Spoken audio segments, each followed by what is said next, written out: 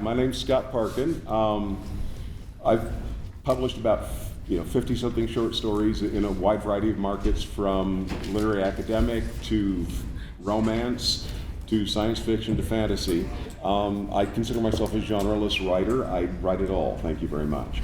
I was also a member of the Association for Mormon Letters for a lot of years and spent a lot of time discussing literary matters with folks who didn't always consider me worthy of being a literateur. So it was always an interesting conversation to have. Go ahead. Literature, that's a new one. I haven't heard that one. When I spelled it, I wrote literature. I don't know, maybe there's a different way. I'm Johnny Worthen. I am I'm a multiple genre author. I don't call myself genreless. I'm all genres at all. I'm a shapeshifter. I have the thing that unites all my pieces, I like to think, are literary strains. I was trained at the University of Utah with an MA and a BA in American Studies and Criticism. So I came from I came into creative writing from the inside out, where I was a deconstructionist before I was a creative writer. I'm now an editor for a small press, all traditionally published so far, and I teach writing at the University of Utah now. And this is probably one of the most important and most interesting subjects that I frequently am asked to discuss. So I'm probably going to ask you guys to hold me back when I get started, because I will go. Johnny Worthen, tip you waitress. I'm Steve Peck. I'm actually an evolutionary biologist, but I do a lot of writing. I write cross-genre as well. I'd say that probably I lean toward literary writing. That's where I've had the biggest successes, and so that's if you tip the balance, that's where I'd end up. And so this is an interesting question to me. I say that because I really don't know where these boundaries are. I see boundaries all over the place, and they're not clean, they're fuzzy. I can think of examples where I would say this is a literary writer and this is a genre writer. But within that, maybe some polarities that I could maybe, and there'd be disagreements with what I'd said anyway. But I think we could find the edges, but the middle's a mess. Hi, my name is Sandra Tayler. I'm a writer of speculative fiction, blog posts, narrative nonfiction, creative nonfiction. I've written essays, I've written poems, I've written things that would definitely fall into the literary section. I actually got my degree in humanities with an emphasis in English literature. And so the study of human expression and how words are used to make other people know what's in my head is something that has always fascinated me. And I want to put a stake in the ground and say that literary fiction is a genre of fiction rather than it being like this super umbrella. It's just the one that gets taught by default in schools. And so everybody kind of feels like there's literary fiction and then there's genre. And actually, when you look at it from strictly a monetary standpoint, literary fiction down here in a small pocket and all of everything else is giant. And so, but if you're living inside the literary pocket, the people there will believe that they are the true fiction. And so that is my stake in the ground, opening opinion. And to be clear, if you were to take that idea and expand it, right, you've got at the top, with over 50% of the market, romance, followed by spy, thrillers, mysteries, yeah. Followed by, we come in about fourth, and literary academic comes in pretty close to the bottom. Yeah. But because it's what's taught in colleges, it's what everyone thinks is important. Yeah, well, it's taught all the way up. That's what you get in public schools. Now, I'm starting to see, like speculative fiction and some of these other genres being taught on high school levels and up, but people have to opt in, whereas the literary fiction is required.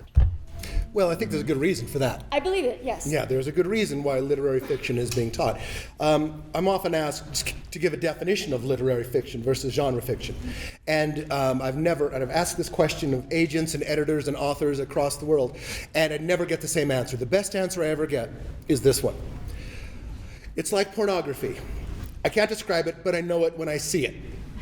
And I think that's the best way to describe it, in all honesty. Because it's difficult. Literary fiction is suggesting a value beyond the matter of consumption. It's interesting that already Sandra's brought up the monetary differences between what we consider the highbrow literary fiction and the lucrative genre fiction, and you brought up romance, which we of course are all going to go write romances now because we can all do that. Yeah, that's what I have. But once you get into literary fiction, you start speaking in these terms. You have changed your measurement. Your metrics have altered. It's like Van Gogh. He didn't really have a great career when he was alive. Monet didn't do great. Da Vinci, he did okay because he had this Pope friend of his. But the rest of the people who are pushing the envelope of the art generally are not appreciated in their lifetime. And the people who choose to deliberately, oh my goodness, deliberately go into this as a career choice really need to be locked up as far as the monetary. So the trick is how to mix them, to sneak in the literary, to take a step forward for the art while still not eating ramen every night. So. Oh, I was going to say, a definition that I felt was a very valuable one is that a literary fiction asks of the reader. It asks you to step in and understand and expand your brain, whereas a more commercial fiction gives to you. It gives you comfort, it gives you a familiar story, it gives you an escape. And it is entirely possible to put both of those things in the same story with good craft. Mm-hmm. And my definition is a modified version of yours, which is, and it's been argued with literateurs everywhere, so that literary fiction attempts to ask questions well and leaves the solution to the reader. Genre fiction starts with a question and attempts to answer it, which is why most of we genre readers read literary fiction and say, well, wait a minute, just as it was starting to get interesting, it stopped. And part of that is that they really are intended to serve different purposes. One wants you to internalize, to think, to bring a different thing. Now, does genre fiction do that as well? When it's written properly, it does. Mm-hmm. That's when it borders. Right? Can you give examples of that? Yeah, I was going to say, why don't we have the panel give their favorite examples of a bridge? The ends, what you would consider literary fiction, what you consider genre fiction, and then some people who are doing both. Okay. All right, ends. I have.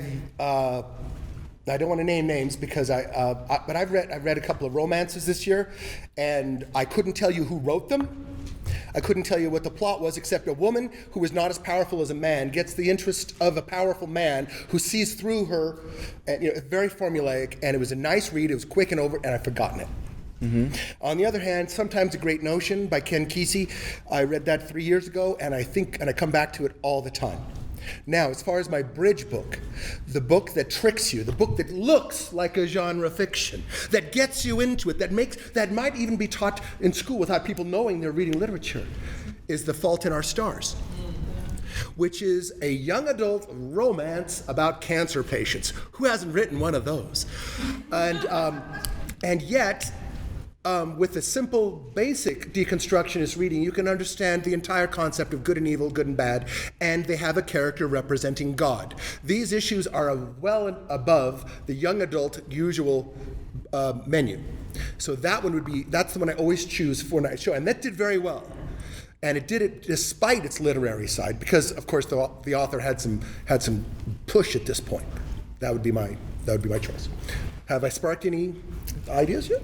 Yeah, well, it's interesting to me because in some ways there's a temptation to think, when we think of literary fiction or genre fiction, we weight those. We tend to think one's better than the other. I actually don't think that. I honestly don't think that even though I write literary fiction, I don't think there's anything wrong with genre fiction. I enjoy it. And I think the distinctions that have been made about giving to and taking from, and the ideas of asking questions that don't get answered, where the question's prominent and the answers is a good one.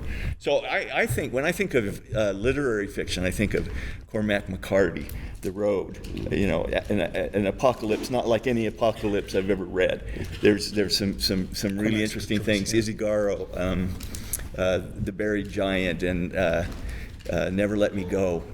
Classic literary fiction. And genre, I jumped to my very favorite. I have read, I can give you exact number here, 23 of Philip K. Dick's books. And I would argue that Philip K. Dick is a literary writer. No, I believe he's a literary writer too, but he's exploring questions in the way I think genre does. Because I don't think literary. I put him in the middle. I might too. Yeah, I might too. But for me, I don't read them as literary fiction. I have fun. I love Philip K. Dick. He's one of the funnest, most insightful, genuine prophets that we've ever had. And so I'd place him at the other end. And in the middle, tending towards literary, I think of Ursula Le Guin. She made a big deal about this. She wanted to call it speculative fiction. She was very insistent that she didn't write genre fiction. She wrote speculative fiction. It's caught on. Yeah, and I think, I mean, if I'm asked, that's probably what I'd say too. And I put her towards the literary side of things. I put Margaret Atwood on that side of things. I'm trying to think of some contemporary. I don't think you have anybody on the left side yet. I You know why? Because you don't remember them. Because it's a fast food. It is a fast food. There's nothing. It's not a question of right or wrong. It's just a consumption issue. Yeah. For each literary book I read, I probably read 10 on the other side, and I love every second. I just can't tell you what they were about. I can think of some old ones Marvel like movies. Lynn Carter. Back in the day, she was writing in the 60s. That's where I discovered this. And Ray Bradbury, I think, is a nice literary end of transition. Yeah, that's also. So, Sandra. Yes. Just listing off some authors that you might want to look into. Kelly Barnhill, who's actually here this weekend. Yes. She really gets into the words and the beauty of the words and the sounds of the words, which is very literary. One of the literary tools that I admire is when people use poetic techniques in prose to carry meaning. It's beautiful. N.K. Jemisin, Shattered Earth series. Anne Leckie has been doing some brilliant things lately. Ken Liu, I think he's mostly in short stories.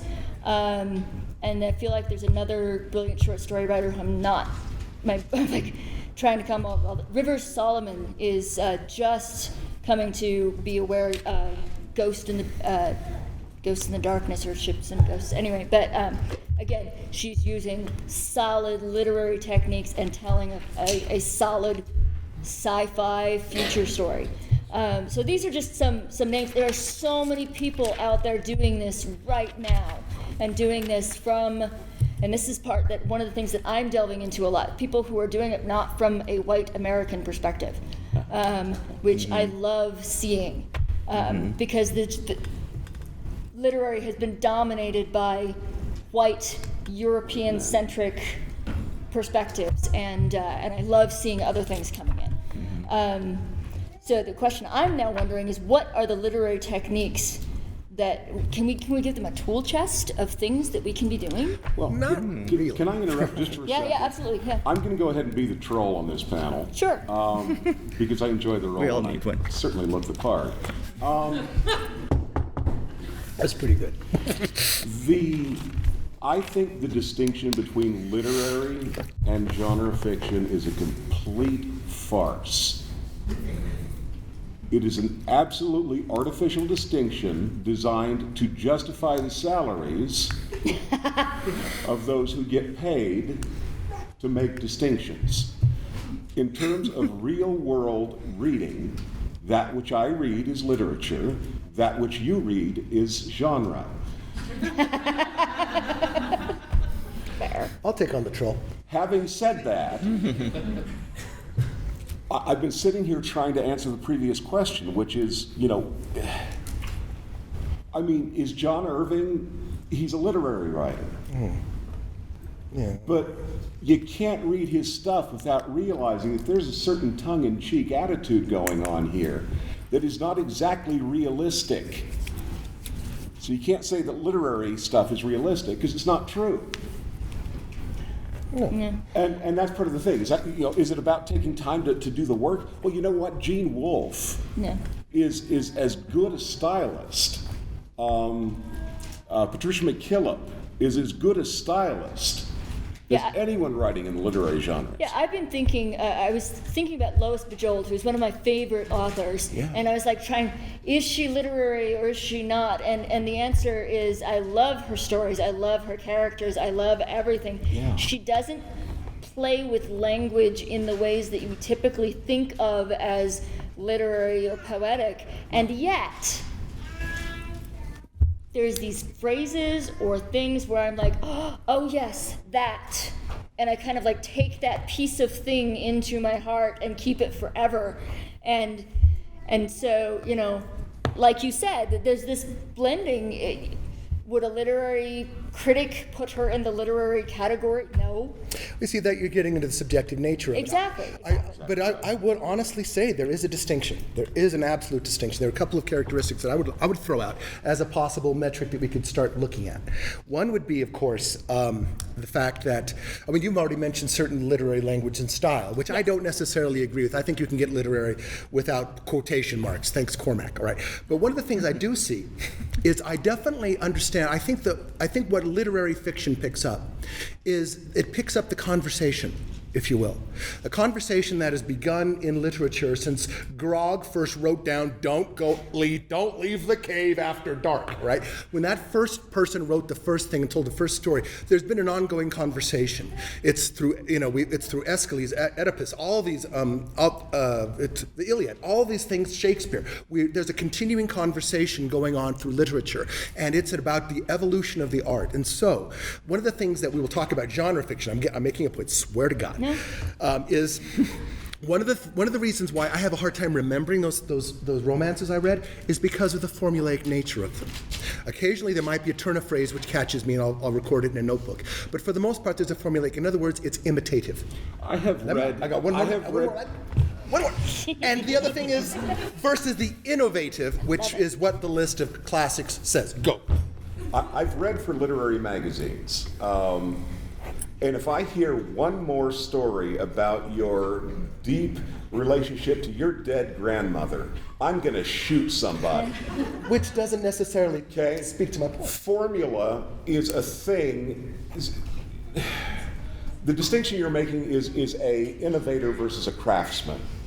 And I don't think that's literary versus genre. I think that's how you choose to approach fiction. No, I think it's one of the things. That way. It's one of the I things. don't think that distinction is the difference or is relevant to the two. Okay. And this illustrates the point, right? Literature is what I read. Crap is what he reads. Well, as wrong as he is, but I don't know. There is always think there's something to it. An element of continuing on the conversation. I do love the idea of conversation. I had not thought of it that way before, and I'm really loving that because, and I think that might, part of my brain now wants to do a deep analysis on which books, as we go historically, which books are actually conversing with what came before and which aren't, and is there a correlation between that and the ones that end up being called classics and thrive for generations thereafter. There's an entire postdoctoral thesis available in that, but I do love this idea that some books are trying to just be telling stories that we are comfortable with now, and some books are trying to push us into something different. But again, and now I'm agreeing with Scott, which is that's innovators and craftsmen, and we absolutely need both kinds of stories. What? We all need to be comfortable sometimes, and we all need to be challenged. A glorious story I read once was called The Alteration by Kingsley Amis, well known as a literary writer. Wrote what amounted to an alternate history story about a castrato. Well, it could be. Was it science fiction? Yes. Was it literature? Yes. Yeah. And that's the thing, and maybe it's because I have a tremendous blind spot. I don't read formula books. I don't read traditional romance. I don't read things like that. I still haven't read anything by, I admit it, Edgar Rice Burroughs. Sorry. See, everything he reads is crap. No, but it's God, I'm Just actually made his shocked. point. That's like He criminal. just made his point. yeah, that surprises me. No, but there are so many different angles. It's why it's difficult to really put this into a thing. What I really love what Sandra said about it, ask something of it. When I teach my classes, I talk about the reader-writer spectrum. And that is how much you ask the reader to come to you. If you use a lot of adverbs, you're basically pushing it down there. They don't have to formulate a lot of it. That's why adverbs have now become passé. But the same thing happens with ideas. So you can have at one level, the main plot of Fault in Our Stars is very much young adult. You're not asking a lot to follow the plot. And yet on the deeper level, by symbolically reading this text in a different light, it's asked you to contemplate your existence. A similar thing happened in The Revenant. Anybody see that Man Meets Bear movie? Mm-hmm. And in that movie, there's this very basic revenge story, which hit or miss, I don't know, but underneath it is a very deep discussion about the nature of God and survival.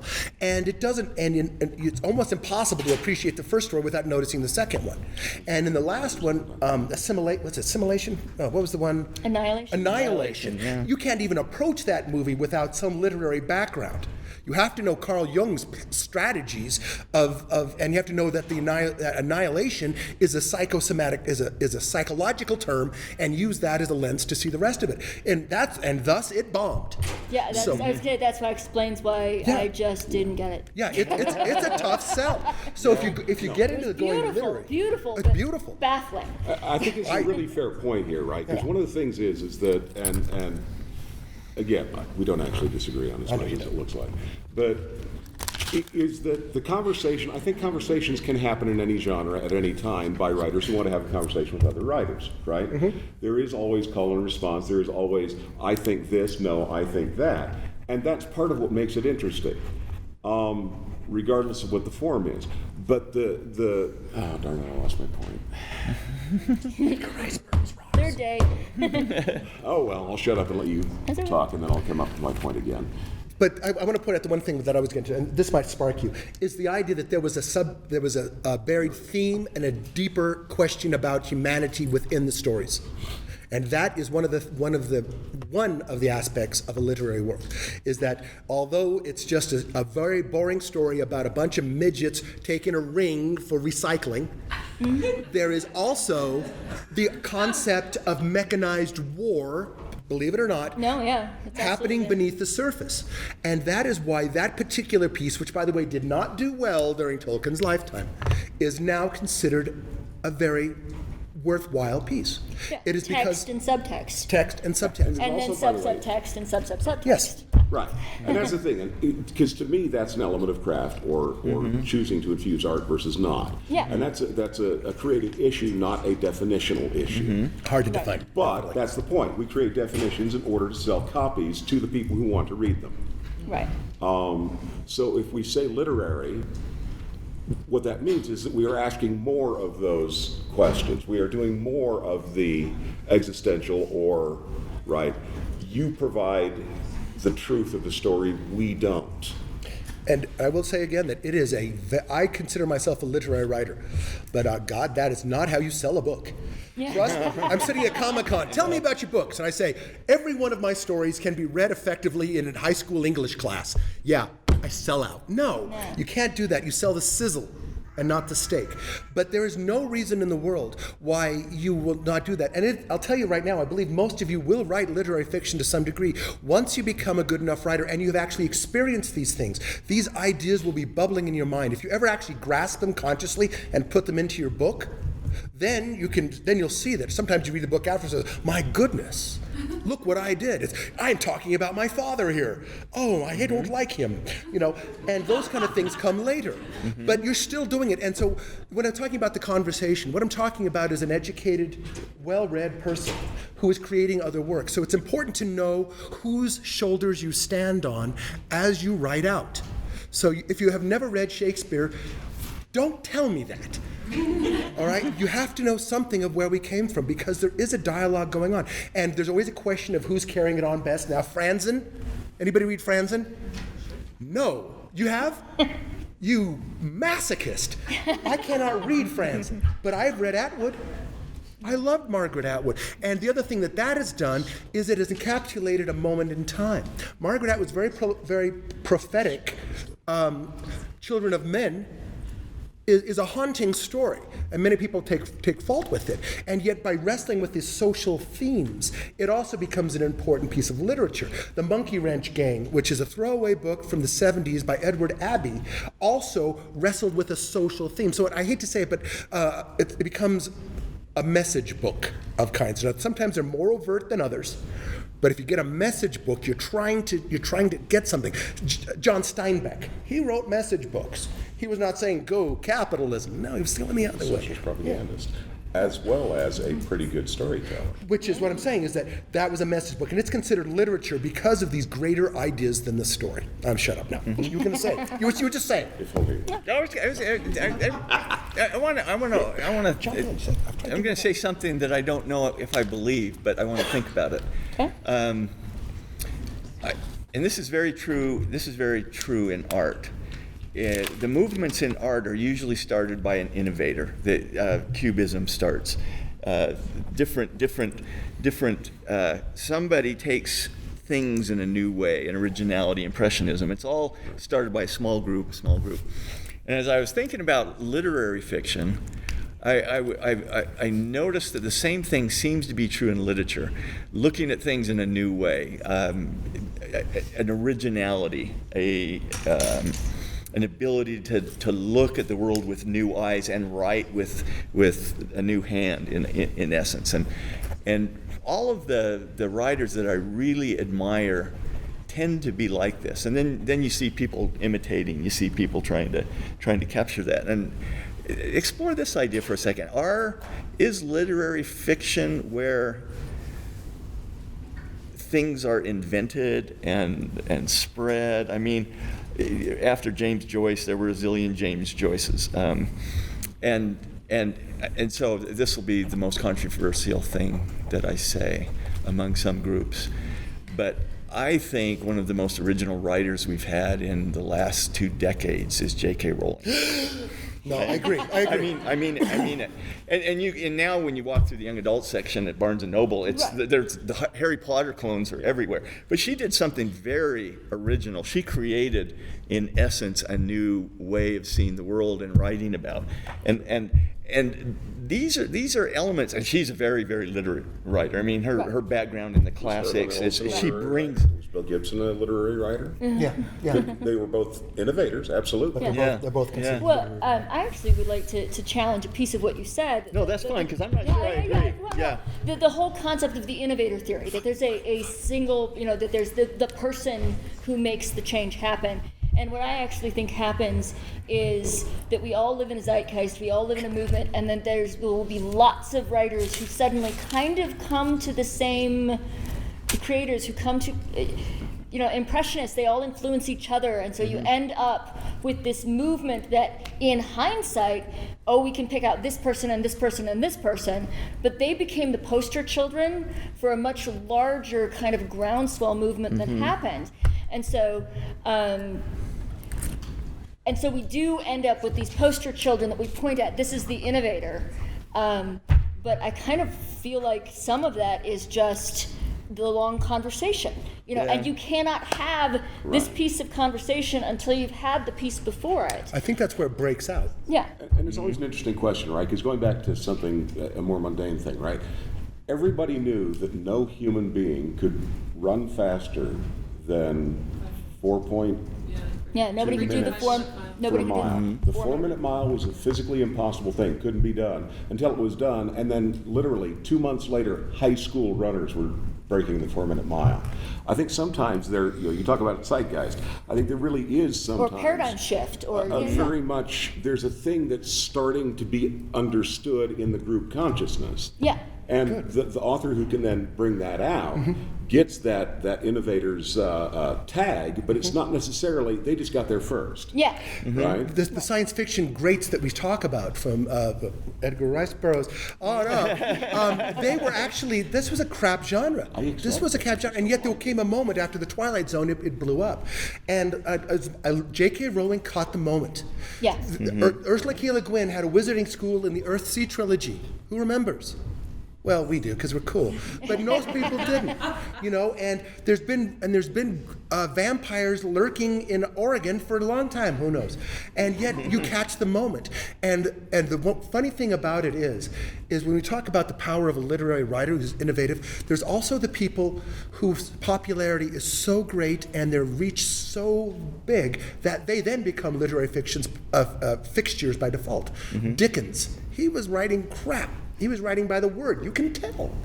And yet now, but since he was read by 80% of the English-speaking audience, in the world during his lifetime. We're including Jamaica, Australia, and whatever they speak in Queens, they were reading it. Yeah.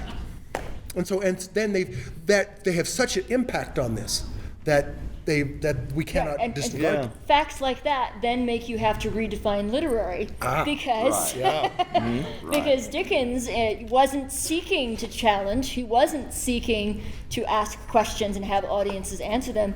He was seeking to tell a story and get paid. And yet when you ask people to list literature.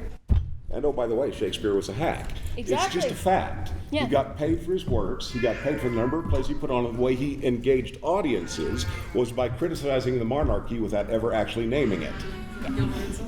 Right?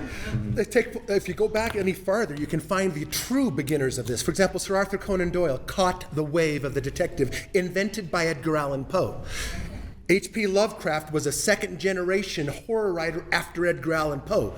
Think how Edgar Allan Poe ended compared to Sir Arthur Conan Doyle.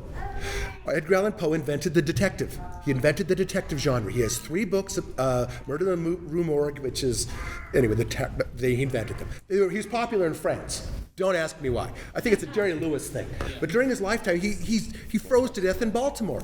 And that's kind of what happens. And yet later, when the zeitgeist is correct, it's already there. And because J.K. Rowling knew Ursula K. Le Guin, or not, but the vibes came, right? The muse came. And there was a conversation we were talking about earlier. But let me offer it. Okay. Because I agree. There's in historical studies. in historical studies, there's the criticism's been the great person theory of history, where we read history by person to person to person to person, and now I think historians widely disagree that that's a good way to look at history, and maybe this is a good way. But there does seem to be embedded genius, like Poe, like J.K. Rowling. That it's not just that it bumps out, but those are works of genuine import and genius in a sense. So I agree. That's a whole can of worms about talent versus practice. Versus, But I think that zeitgeist, who hasn't written a story only to, as you're getting ready to mail it, find the same story? Yes. It happens all the time. It happens all the time, Yeah. Well, you're the 5th story I've had. Yeah. Well, I wrote a long poem I submitted to a journal on John Dee, this obscure magician from the 1500s, and they wrote back and said, we really liked your poem, but we had just accepted another John Dee poem. I thought, no, are you kidding me? One journal, and somebody wrote that. So there is a zeitgeist. There really is a zeitgeist. Well, and one of the arguments about, one of the definitions that's been offered for literary fiction is that which transcends its time. So when we talk about a zeitgeist, that's really interesting because it talks about the author who captures his time. Or her time. Whereas the quote-unquote literateur is one who somehow transcends just that time while also speaking to that time. Is that fair? I don't know. But it's a thing I've heard, it's a thing I consider, and off you go, right? Well, and as writers, you cannot there's nothing you can do to be guaranteeing that you're the person who transcends time. Right. Yeah. That's not in your power Yeah. to control You can do is tell a whatsoever. story. That is Right. flat That's out a true. zeitgeist, and what catches and what doesn't. Right. That's out of your control. Right. All you can control is write the story of your heart in the best tools you possibly have. Ding, ding, ding. Thank you for Yeah. coming. So we have a group of future movers and shakers here. Why don't we turn the remaining time over to the audience to ask questions of the panel and Sounds great. give your insights. Earlier, you brought up the idea of like what toolbox can be used. I'd love to hear some tools, even though we've debated whether literary writing is really a thing. But I still want to know. One of the things, and it kind of broke open my head last year. I went to a presentation by Amal El-Matar, who is wonderful and a poet, and she talked about using poetic techniques and how to blend those into go study poet.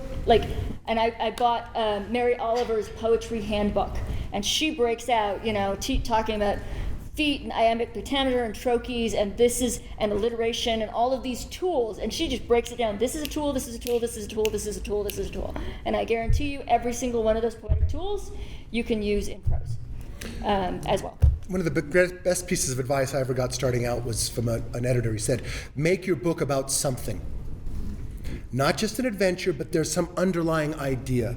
And I took this from my own experience to write to a theme, to know what is centrally at issue as far as the human process is involved. Make your book about something. It's one thing, it's like, I honestly don't think The Lord of the Rings would be that important if it weren't for the fact that it had happened right after World War I.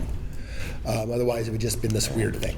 But anyway, make your book about something. Give yourself a theme. And extending that just a little bit, right? I think part of it is that, we all, took our freshman English class in high school or college, where they talked about symbol and metaphor and simile and all of these mechanical devices.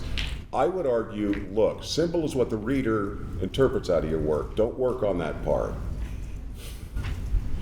Or work on it, but work on it through metaphor, because a symbol will come out on its own terms through you as a thoughtful, careful storyteller. Read, man. Get a vocabulary. That was the advice I was going to give is read, Lots and lots of read widely. Yeah. Don't just, and when I say widely, go to different cultures. What you Go mean to is read different- my books. Oh, obviously. Read John's books. Different cultures, different time periods, books you don't think you're going to like. You don't have to like a book in order to learn something from it. That's true. Particularly if people are talking about it, you probably need to know why, even if you hate it.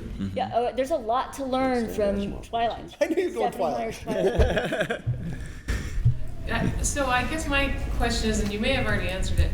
So a lot of us, when we're pitching, to our agents or publishers or whatever, they like to pigeonhole us into a genre, and so we like to think that we're writing to a specific genre. And so the advice we get is, read your genre, know what's selling out there, read as much as you can of your genre. But your advice is to read widely. So how do we balance that? Do both? Seriously, I mean, when your agent or your editor or, for heaven's sake, your shop bookkeeper wants to know what your genre is, what they want to know is where do they put it on the shelf to give you the best chance of being sold. 50%. And so, yes, if you want to have a commercial mind and focus on a genre, that's the way to get sold. It's really important in order to make money. But if you read widely, you will, by default, automatically draw from that wideness and pull it into this narrow genre. And your book really could be shelved in multiple places, and that's great. Good answer. Yeah, and remember too, right? Because your editor is there to help you sell copies. Their concern is, and so this is like the biggest thing I took from the Writers of the Future workshops. 5 minutes. Include as much art as you can in your work while still effectively communicating with your audience. And that would be my recommendation. Then again, I don't sell a huge number of copies. Well, and I have a great friend, Bob Defendi. He's here. He's fantastic. And he writes comedy that is quite literary. He uses all this literary structure underneath his flat-out comedy book. It's fantastic. But the thing he does is he's like, I just put in as much as I can, and I see what the beta readers object to. You know, what do they get caught out? What does my editor tell me I have to pull out? Okay, I'll pull that piece out, but you didn't catch this one. This one gets to stay. Well, the thing is, you should always write what you know. Yeah. Know a damn lot. And you do that by reading. And you should always be improving your art. If the best thing you wrote was the first thing you wrote, you're failing. Yeah. You should be improving your work constantly. You should be reading nonfiction and fiction, and you should basically, and by reading, by expanding your horizons, you have become a better witness to society and the world. And that will translate into your book, because even though I talk about having a theme in mind, chances are there's going to be one in there because there's something percolating in your subconscious. And so the broader experience you have, that's why I tell every author, if you limit yourself to this, I only read this genre, then you are pigeonholed yourself. You need to expand yourself, expand your horizons. You got to have a bust to do that. But that's what it is. On top of that, you become a better person, you know. Yeah. That's comment. Dave Wolverton Farland, when he wrote The Golden Queen, he said, I'm just going to write a book that is not about anything, it's just a romp. Not possible. And, well, he did. He did it with that book, and then the next two books were just about all kinds of stuff, and I said, I thought this was all going to be about nothing. He says, it's too hard, man. It's the unifying cement, is what it is. So one of the things that's really important, right, is seriously, when we talk about that, I keep going back to the original definition. What is literature? Another argument is that literature is that which requires education to understand. You're good at this. Whereas not literature is that which can be understood by all or most. And that's just a value judgment, guys. You decide which segment and how much of that segment you want to appeal to. Simpler stories will appeal to more people. More complex stories will confuse the snot out of a lot of people, and you won't sell as many copies. It's a choice, right? I think we only have time for one more question, and this hand's been in the back a long time, so. How do you write a theme or bigger message without making it too preachy, or like we're talking about bridging this, so you make it entertaining, and you still have that theme without making it. You don't make it immoral, you just have it as a question. No, it comes out of you. It comes out of who you are, the questions that you genuinely have.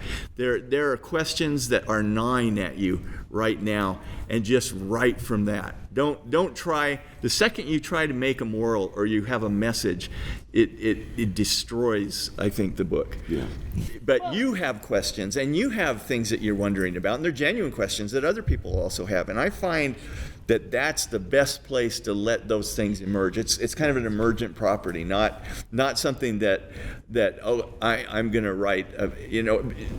This is a morality tale. Those usually aren't very interesting. There are some exceptions, but I'm going to agree with him, but put what you want to in it and run it past beta readers, Right. and they'll tell you if it's too moralizing, and then you can adjust it so that the theme you want is still there, but it's not poking at people's brains. Because a lot of times when people feel like a story is moralistic, it means it's clumsy. Mm-hmm. It's not that the theme is a problem or that the moral is a problem. It's that for some reason the prose is clunky and you're seeing the structure that the story is built over instead of seeing.